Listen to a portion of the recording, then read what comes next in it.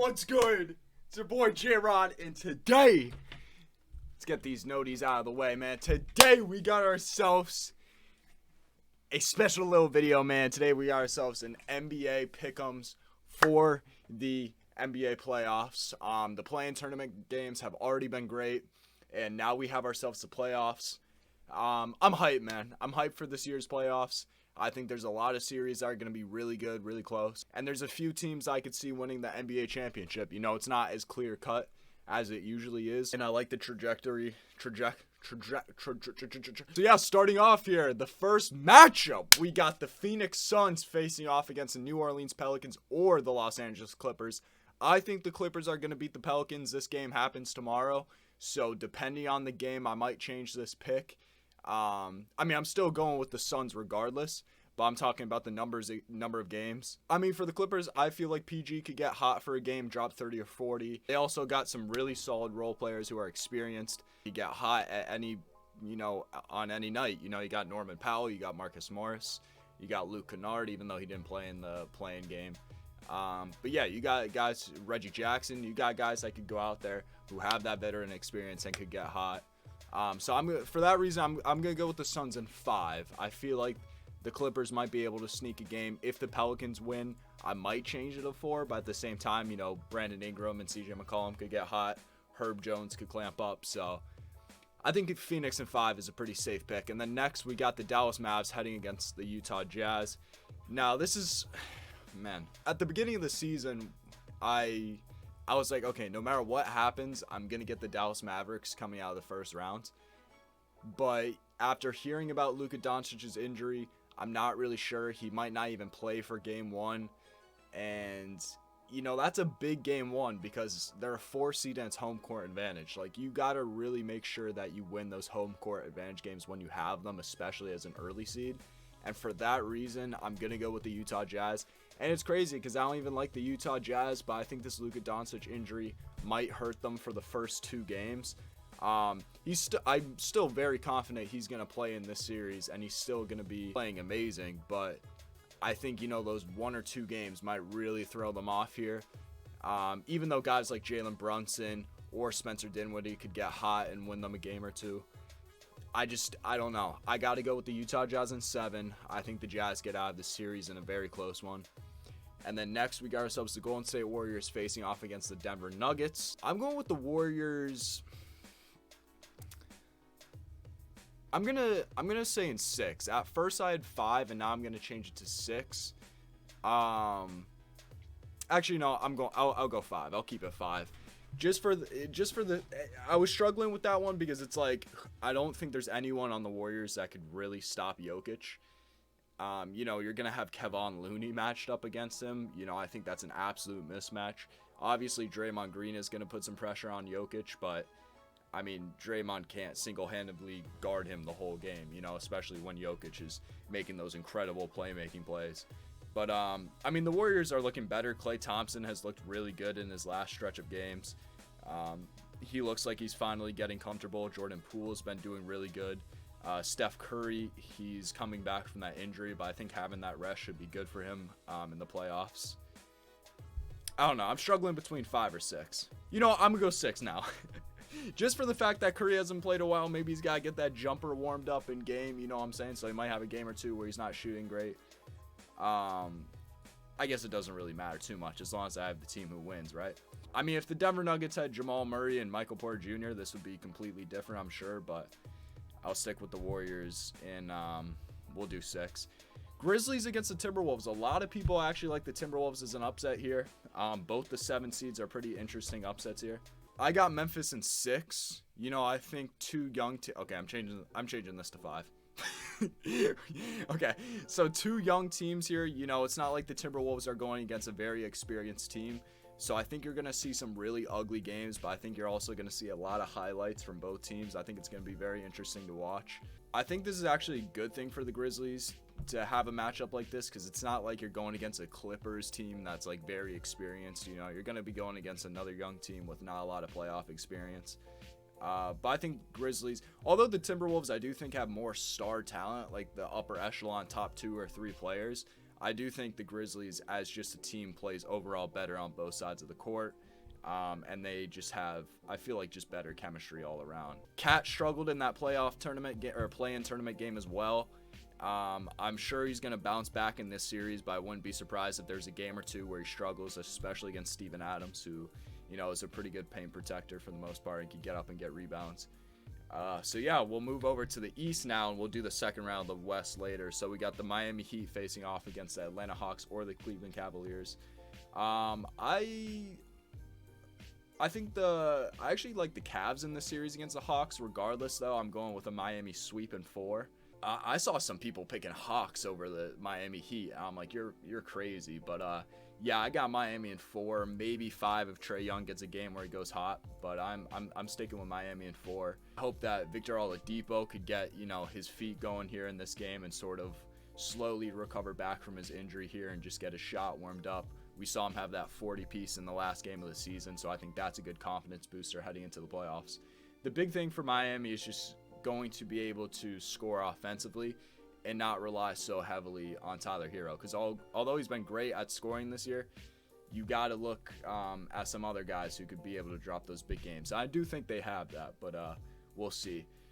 And then we got Philly against Toronto. I feel like this is going to be a really good series. I got Philly in 6. I had 7 at first, but I'm changing it to 6.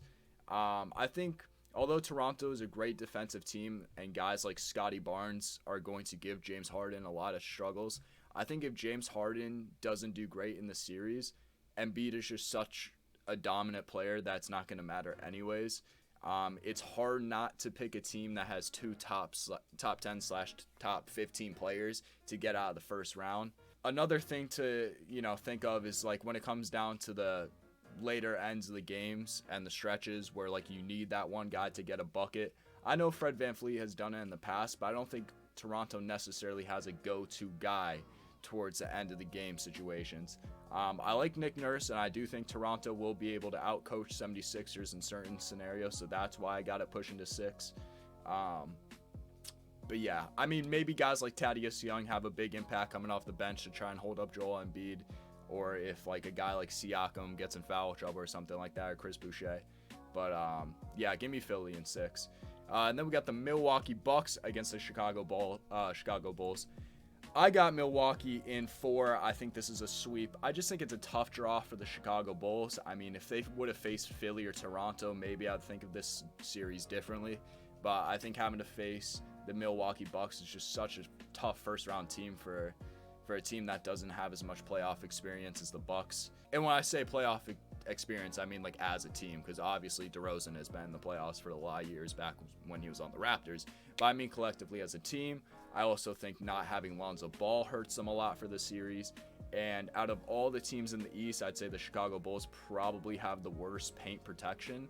And that is not something you want when you're facing Giannis and the Milwaukee Bucks. So for that reason, give me the Bucks in 4. And then, man, we got ourselves a hell of a series here. Boston Celtics against the Brooklyn Nets. I think if you're a Celtics fan, you're going to be picking the Boston Celtics. And if you're just a casual NBA fan, I think a lot of people are going to be picking the Brooklyn Nets here.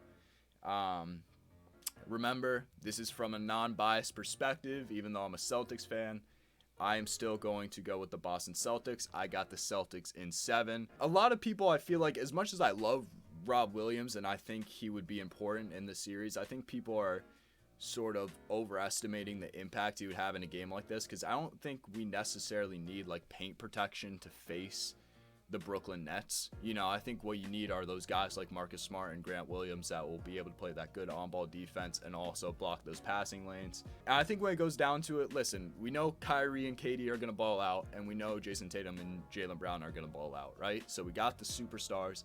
Now it's spaced down to the role players.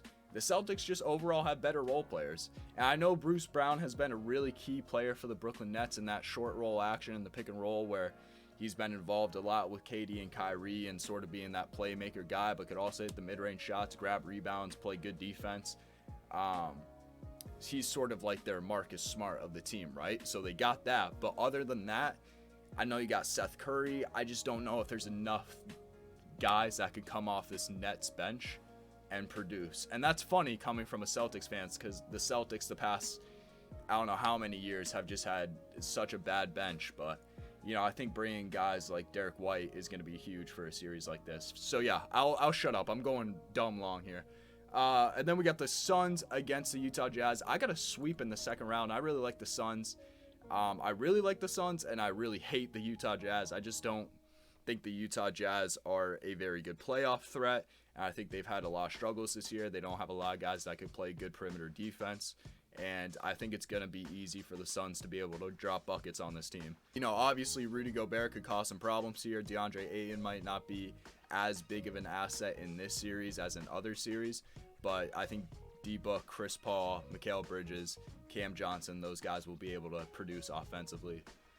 So yeah, give me the Phoenix Suns in 4. That shouldn't be too much of a struggle. And then we got the Golden State Warriors facing off against the Memphis Grizzlies. This is going to be such a fun series to watch. Steph Curry against Ja Morant if it goes down. I got the Warriors in 6, though. Really just based off of playoff experience.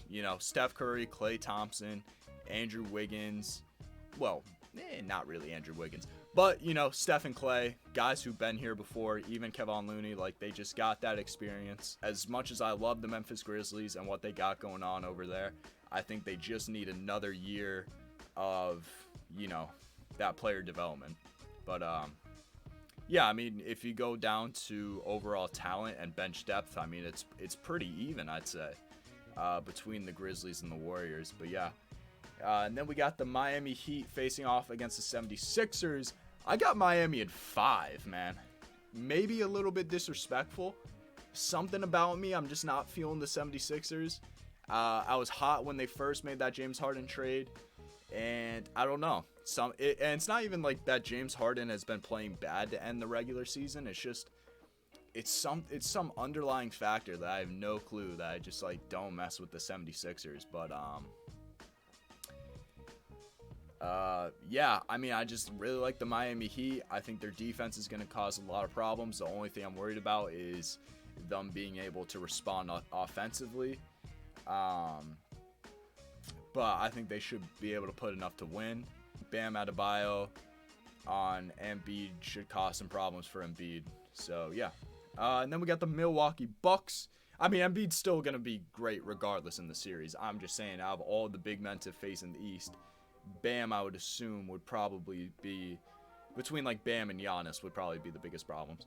And then here we got the Milwaukee Bucks against the Boston Celtics. At this point, I think Robert Williams would be able to return, which would be huge for the Celtics to have Rob Williams in a series like this against the Milwaukee Bucks because of Giannis. Regardless, though, I'm going with the Bucks. I think regardless, I got the Bucks in 6. I'm going based off this just because if I think Miami has a sweep in 4 and Boston has to play a 7-game series, they're gonna be fatigued after the series. Giannis is gonna get rest.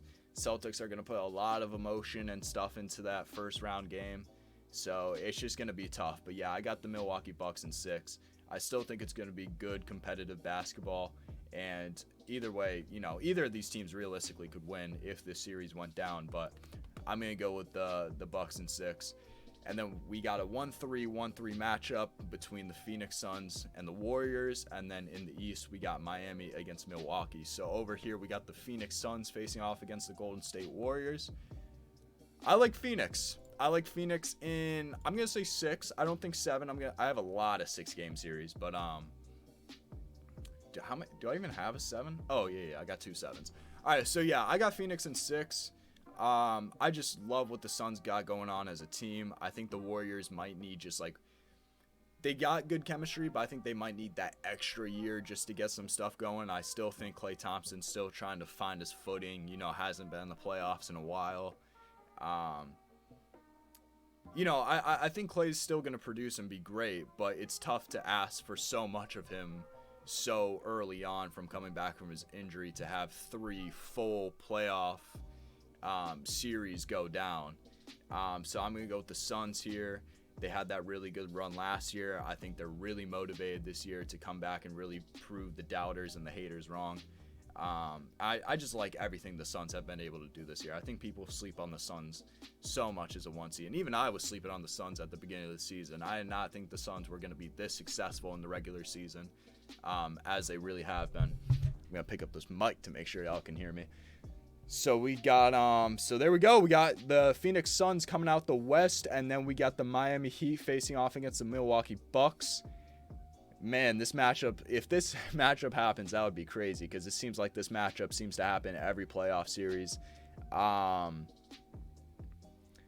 Bucks got the better of the Miami Heat last postseason, and then the one before that, the Miami Heat got the best of the Bucks. So now it's just like, man, this is probably the toughest out of all of them to pick.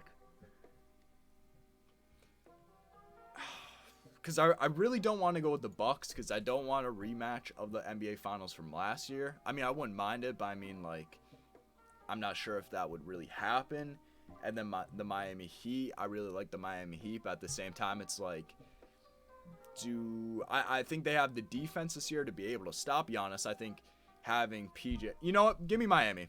I had the Bucks when I was filling this bracket out the past 2 or 3 days. I'm switching it to Miami. I got Miami in 7. Regardless, I feel like this would be a 7-game series. I think PJ Tucker, now being on the Miami Heat, he knows sort of the insides and out of the Milwaukee Bucks. I think they got guys that could put pressure on Giannis. They always seem to find a good way to just have that build-a-wall defense against Giannis. I think Oladipo, if he could remain healthy, hopefully in the series, I think by this point he would, really have his, his game back. You'd get that sauce coming back. You know what I'm saying? He wouldn't be as rusty. Tyler Hero could hopefully be heating up in this series. So, yeah, give me Miami here. I think Kyle Lowry is going to be big in a series like this too, drawing fouls, charges, all that stuff like that. So give me Miami. And we got a Phoenix Suns Miami Heat matchup. This is like an all-time sort of classic matchup. Nah, actually not really, because the Suns were Miami Heat was a little bit after the Suns' success. But still, this would be such a fun matchup to watch. The Phoenix Suns against Miami Heat, Chris Paul against Jimmy Butler, Kyle Lowry, and those guys. I'm going to go with the Phoenix Suns, though. I got the Phoenix Suns in, I'd say the Suns in 7, their first 7-game series. So there we go. The Suns win the NBA championship. Chris Paul gets his first ring, hopefully. Unless if the Celtics make it, then I'm rooting for the Celtics all the way, obviously. Point margin for the first game, we'll just say 7. So yeah, I mean, having 2 1 seeds in the final, I don't know. I think the last time that happened was back in 2015-16 when the Cavs faced the Warriors. But I mean, I had the Bucks for. Even if I had the Bucks, I'd still go with the Phoenix Suns. But I'm going to go with Miami, the Miami Heat. I think a lot of people are sleeping on the Miami Heat as well. I mean, some people are even saying the Hawks would beat them, which is kind of crazy. But, yeah, I mean, let me know what you guys think. If you're messing with the bracket. If not, what would you change? And if you enjoyed this video, please drop a like. Turn on those post notifications. And don't forget to subscribe to the motherfucking channel. And peace.